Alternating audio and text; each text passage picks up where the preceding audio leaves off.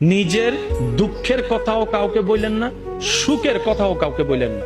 কথাটা একটু শুনতে আপনার কাছে অন্যরকম লাগলেও একটু ভিতরে গেলে আপনি নিজেই বুঝতে পারবেন।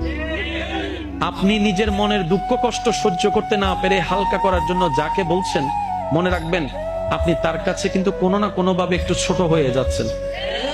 এমনও হতে পারে আপনার দুঃখের সে কথাগুলা আপনার সামনে অভিনয় করে যে আপনাকে বুঝ দিয়েছে, সে পিছনে আপনার সেই দুঃখের কথা নিয়ে হাসি ঠাট্টা করতেও দ্বিধাবোধ করে না, এমন অনেক মানুষ আছে।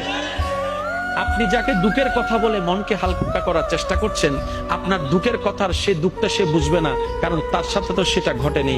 সেজন্য আপনাকে 3 মাস 4 মাস 3 বছর পরও হয়তো আঙ্গুল তুলে দেখাই দিতে পারে, সেই কথাটার কথা দিয়ে খোঁটা দিতে পারে। কথা বলেন ঠিক না?